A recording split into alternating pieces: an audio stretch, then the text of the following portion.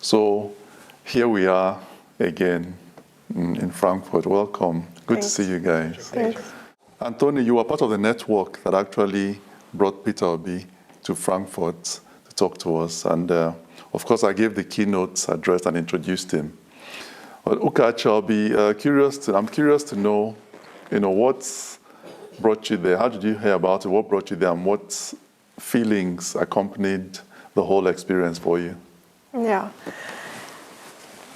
Anthony invited me and said Peter Obi was coming to talk in Frankfurt. And initially I said I wasn't going to come. Not because of anything I have personally against him as a person or as a politician, but because generally I have lost faith in the Nigerian political scene and politicians and what they tell us, the promises they make to us before we vote them. So I felt it was a waste of my time coming to listen to another bunch of empty promises. So I said I was going to come. Then he persuaded me. I said, okay, I'll come. Then 2 days before the event, I called him again. I said, no, I wasn't going to come. I've changed my mind. And he said, I should please come. Even if I don't do anything, I should just sit in and just listen. I said, okay, I'll come. It's a 6 hours drive from where I live to Frankfurt, and I was going to drive. So I drove with my 7-year-old daughter. On the way, she popped up, just the way kids are. She just asked a question. She was like, Mama, what are we going to do in Frankfurt? And I said, we're going to listen to a presidential candidate talk to us. And then she went ahead and said, do you want him to be president? And that was when I came up with an answer. I told her that actually, amongst the people I have seen so far vying for this presidential seat come 2023, he seems to be the only one with a clean track record while he was in office, and his vice presidential candidate to that. Yes, if I had to vote for anyone, I would vote for him and his vice presidential candidate. And then she said, okay, then she wants to buy him a flower. Yeah, but the question remained with me that this child in her innocence actually just naturally assumed that anyone who wants to be the president of Nigeria wants to fix Nigeria. And it brought me to the question of the principles behind our presidential candidates and their election campaigns. What is it? What drives them? What are they offering us? What are they selling to us? What is their ambition? Yeah. This campaign where they give us peanuts, they give us money from little change from the billions they have stolen from us to buy our votes, so that we could put them in office, so that they could turn around and steal from us again. Is that what we will continue to do? Bringing people in to steal from us and keep us down in poverty? And it just occurred to me that come the 2023 election, something has to change. Yeah. And we, the electorate, we have to make that change happen. So. Yeah. Thanks. Wow. That's deep. That's deep. True. You touched upon some issues there, campaigns, elections, how they are run, people that, candidate, the electorate votes for and stuff like that. Let me ask you, Tony, are those issues that resonate with what connects you with this particular election season in Nigeria?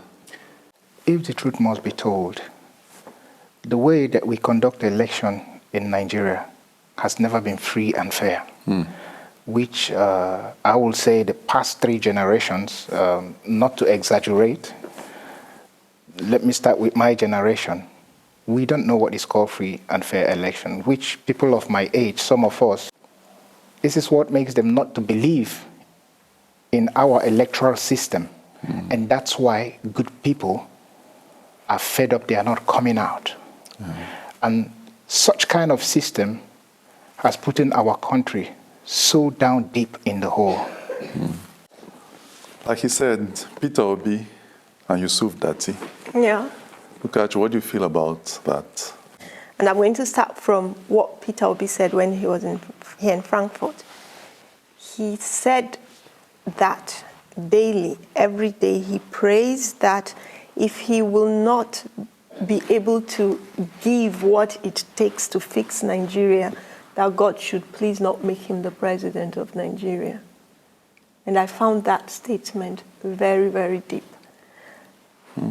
I see that statement coming from a place of selflessness, a place of sacrifice, especially in today's Nigeria, where we all know that politicians come to political offices just to enrich themselves. And somebody's saying that. And it struck me that in 2023, we as a people who have been deprived, who have been stolen from, who have become hopeless, faithless, we say prayers, and at the back of our minds, we have accepted our bad news, our bad way of life, the insecurity, the inadequacy, the lack of health care. We don't even have good education to offer our kids anymore. We accept those things as the reality of our lives. We are the ones who can actually make this change happen. And considering the fact that we have lost everything there is to lose. So, what is there for Nigerians to lose if for the first time they go to the polls, devoid of sentiments, religious sentiments, tribal sentiments, devoid of all of that, they just shine their eyes, like Nigerians will say, and vote wisely. Vote for something that is true, something that they could actually see that behind these two people, Peter Obi and Yusuf Dati, that there is no massive corruption, if at all there is any corruption, when they were in office. These are people that you could look at and you can't find where they have amassed wealth while in public office. I think Nigerians owe it to themselves this time around to vote for these two gentlemen. And it shows in their simplicity, even the way they talk, when they stand, you know. You could clearly see that these are people who are committed to the message of capacity building, the message of competence, the message of character, the message of capability. For example, Peter Obi, when he was in office, he's somebody who you could go back to his track records and see that he made promises, he stood by his promises, and he fulfilled them. And that's what we need come 2023 election in Nigeria. I remember when Chibok girls news broke. It was global news. It was breaking news. But today, Nigeria itself has become a Chibok situation, and it's not breaking news anymore. Kids go to school, they are kidnapped in primary schools, secondary schools, universities. A whole train from Abuja to Kaduna got missing in transit. Everybody on it was taken hostage, and some of them are still in the bushes, have not been released. And bad news has become normality in Nigeria now. We respond to bad news with exclamations like, "Kai," "Yeah," and that's it. And we move on. Like it's normal, but it's not normal. Before, who would have thought, like, even in 2015, who would have thought Nigeria would get to where we are today? So, I see the 2023 election like our salvation, our saving grace. And I just hope that the Nigerian electorate will not collect shishi from the thieves who have robbed them blind, who have made them poor, and still sell their votes to these same people, because it will be the absolute definition of madness, you know. If I may ask, which I often wonder, what are the chances that right now, when Nigeria is in dire need of positive change, that somebody like Peter Obi and Yusuf Dati would come out as a team? What do you mean by what are the chances? Yeah, as in, it has never happened before for us. Isn't it a sign that somewhere our prayers have been answered? What are the chances that if we miss this opportunity, that we could get it right? You know, the thing about the future is that we are always the ones who make our future. Yeah. You know, the chances were there in 1960, they were there in 1970, 1989, they are there today. Yeah. It depends on the electorate. That's how I see it. Depends on the people at any point in time. Yeah. So what I'm feeling is that just the suffering has become so much. The repetition of failed promises, has sort of struck a chord. The insecurity, the hunger, so that now there's maybe a critical mass of audience in the electorate and the citizenry for a person like Peter Obi. Nigeria has produced credible people in the past, but maybe people are not listening to them. But this time now, a credible person has also come up. That's how I look at it. Someone like Peter Obi, with his running mate also Yusuf Dati. Yeah. And for the first time, you can see the masses resonating and saying, yes, this is what we have been saying, this is what we are thinking, feeling, And they look at his track record and say, this is someone who seems to at least be practicing what he's preaching. Let us give this person a try, So for the prayerful, they will say, yes, our prayers are being answered. But you see, those prayers have always been answered. It is now that people are maybe recognizing the answer. There's no time, to me, and I believe in the Almighty, there's no time he doesn't answer prayers. But people don't see the answer. And it's there, So that's how I'm looking at it. While we're listening to Peter Obi, he severally mentioned certain qualities as being necessary and needed in the kind of leadership that will turn Nigeria around, and which he charged the electorate to look for them in anybody that is asking, for the votes of the people. And these qualities, he called them the 4 C's, or we call them the 4 C's, which is character, commitment, competence, and capacity. So based on these characters now, within the context of these qualities now, Ukachi, can you just describe how you see Peter Obi, how you see Nigeria, and just how you analyze the entire situation? Based on the speech he gave and looking back on his track record, I think he has the competence. He's competent enough to do what he said he would do, which is economic revitalization. He said something about a country that doesn't export, expecting to boost the power of its currency. And that's just the crux of the matter. We have been for ages an importing consumer nation. Over 250 million consumers.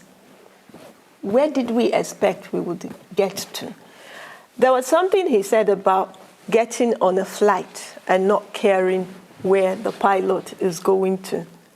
Meaning you are ready to go anywhere, and anywhere is nowhere. And that brings me to the aspect of the mediocrity that is now allowed to play in Nigeria. Nigeria has become, even though Nigerians are very intelligent people, wherever we go to, we excel. But mediocrity has killed the competence in us.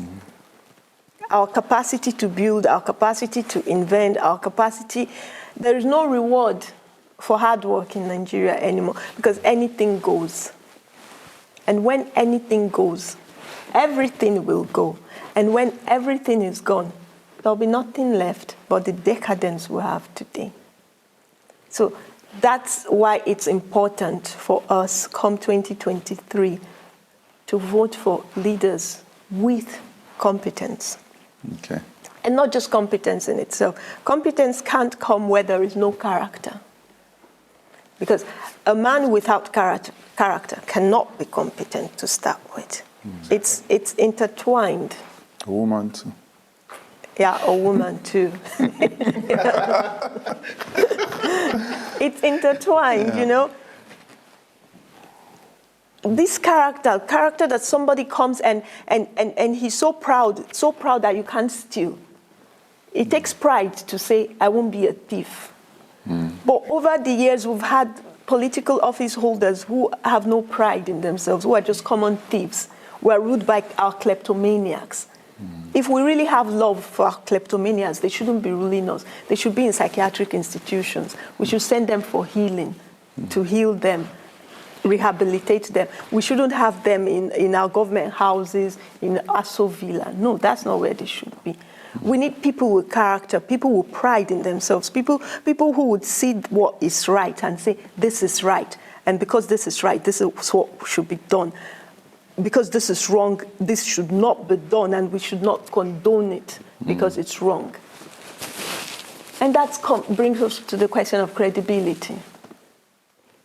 Our leaders should be credible. There are people who we should be able to hold accountable for what they've said. We should be able to hold accountable that they are sitting there and their job is to lead us and we will follow them, and we believe that they would accountably lead us.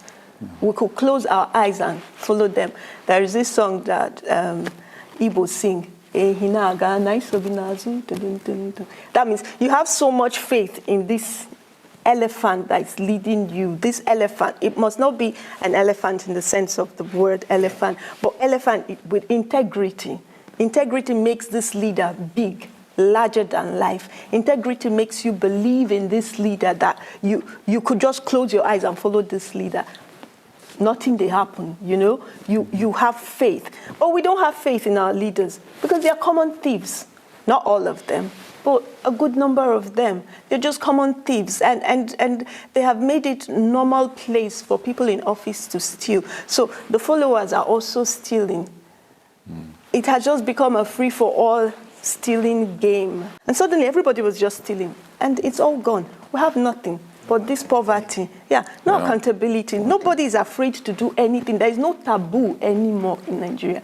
And a country where there is no taboo, where there is no punishment for crime, where anything will just happen and it will be brushed under the carpet and people will turn around and look away like nothing has happened. What were we expecting? What were we expecting? Yeah. So that is when we come to talk about commitments. Yeah.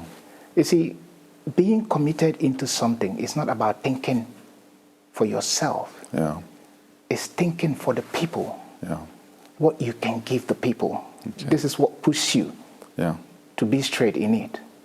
But what we have today in Nigerian politics, or so to say politicians, they don't think for the people. Just like our sister here said, they think only for their stomach. Yeah.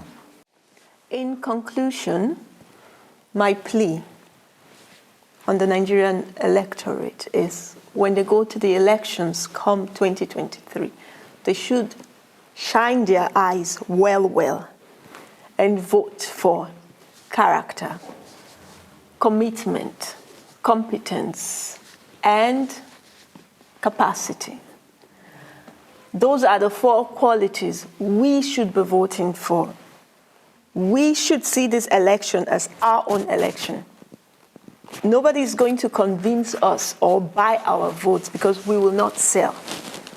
And message to all presidential candidates and vice presidential candidates, do not try to give us shishi because we will not take.